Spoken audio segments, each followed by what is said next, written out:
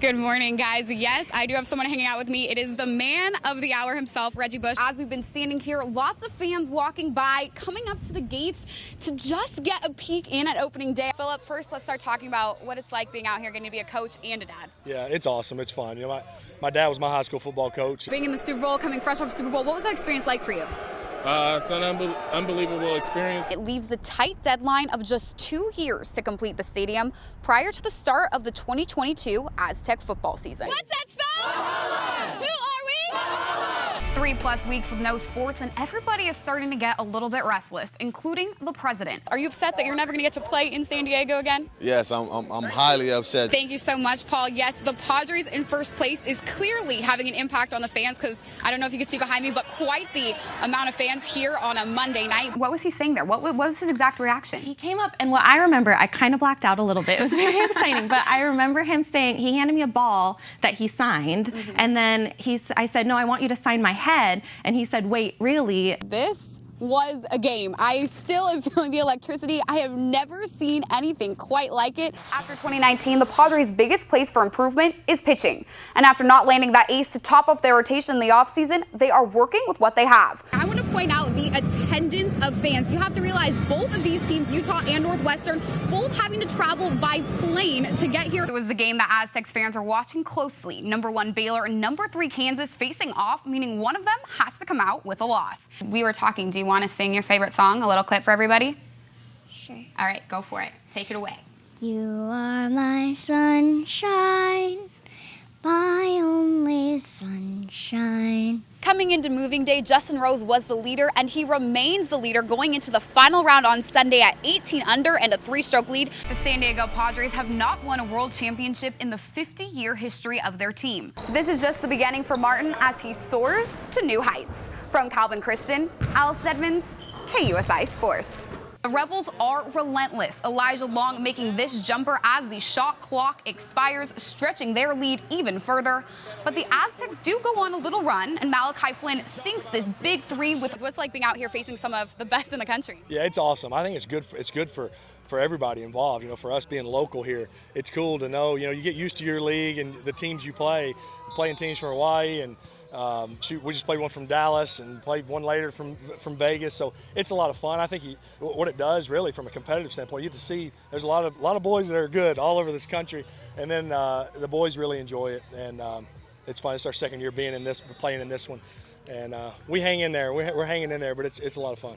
And what about for you being in San Diego? Does this kind of event help you stay connected to this city and this community? I don't know. I mean, I think so. I mean, we still live down here, and you know, like I've said in the past, San Diego means a lot to our family, and still being involved in the community, seeing a lot of people here that have been very kind. So it's a fun weekend.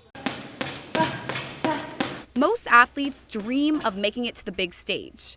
And for Andrea Medina, that just happens to mean punching her ticket to Tokyo in 2020. This is my dream since I was 8 years old when I started competing, and that it's finally here is so exciting for me and my family, and I just want to get in there already. I've looked up to the women Olympians that went in 2016, so this is very exciting for me that I get to be a part of it now. But the dream of representing Team USA didn't come true overnight. It has been 11 years in the making. My dad was going to put me in karate, but I didn't want to do that, and there was a boxing gym right next door. So I was like, yeah, I want to do that. And he had boxed when he was younger, so he was like, are you sure you want to do it? And I was like, yeah. So ever since then, I trained, and then they put me to spar against boys. And my mom thought, oh, she's not going to like it when she gets hit, she'll get out of it.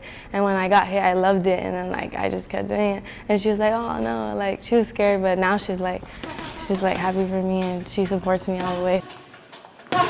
But this is just the beginning for Andrea. She hopes her journey to the big boxing ring inspires people for years to come. A lot of like teenage girls start boxing, and they're like, oh, I saw you and I wanted to do this, and like it's really cool. They sometimes come visit me. Sometimes I get to work with them in the ring. Just show them that to never give up, to keep striving for what they want, and as long as you work hard and put your mind to it, you can do it. From Bound Boxing in Chula Vista, Allison Edmonds, KUSI Sports. Yoakley in motion. Hauser's going to put it up in the corner of the end zone. Wickhauser has been the Vaqueros playmaker since he was just a freshman. I feel like a whole different person kind of than I was freshman year. It kind of matured me real quick, and it's almost like being a coach on the field. I just try to stay calm and know what I got to do and have the offense ready so that we can all work as one. I just like making plays, having fun, hopefully winning. This year, it would be nice to get a ring. I'd love to go out on the CIF championship. The discipline he uses to stay on the field also helps him to stay on top of the honor roll. I just try to get my homework done early because everybody knows after practice you're not doing homework, and I just try to keep organized. I like English. I like going into like how the author writes and stuff. I mean, it's better than math. But his biggest passion?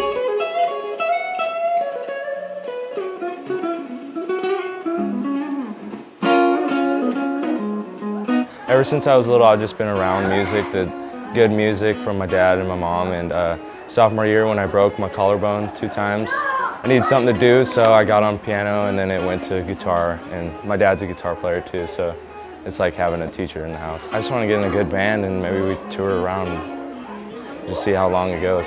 It's almost like football. You almost get the same feeling, but when you're playing with a band and everybody's playing loud, it's a great feeling. From El Capitan High School, Allison Edmonds, KUSI Sports.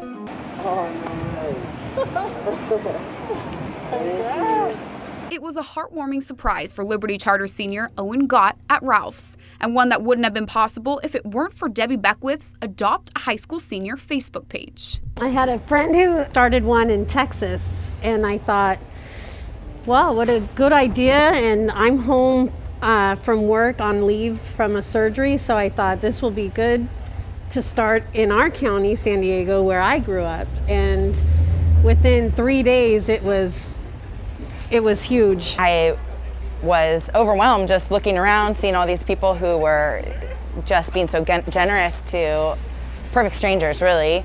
And when I put Owen up for adoption, I didn't know what was going to happen. I figured somebody that I knew would adopt him. And when Jennifer and Jeremy adopted him, within maybe an hour of him being posted on the site, I was overwhelmed. I was just out doing cards, doing my job, and then out of nowhere, everyone was just calling my name, and I turned around and I saw everyone, and it was a good surprise. But before he was running grocery store lanes, he was supposed to be running track lanes. I was running the 110 hurdles and the 300-meter hurdles. I had places that I wanted to go and records that I wanted to beat. My goal was to beat my dad's records, and I wasn't able to do that without my last season. But it's okay, life moves on, and it'll be okay. And despite one door closing, Owen plans to continue making an impact after high school. My plan is to do a YWAM, a Youth with a Mission. I'm planning to go to Australia for 6 months, so I'll be 3 months in Australia, and then I'll be shipped out another 3 months in another country, and I'll be doing my mission work there. So that'll be right after I graduate. That'll be in October. We've decided that we want to pay half of your plane ticket. Thank you, sir. Yeah. I just wanted to help them. Something just told me just to do it. These kids have worked their lives off to come to this term in their life, and it was just taken away from them by a virus. So I felt the need to provide a little bit of hope so they can move forward and go on. From the college area, Allison Edmonds, KUSI Sports.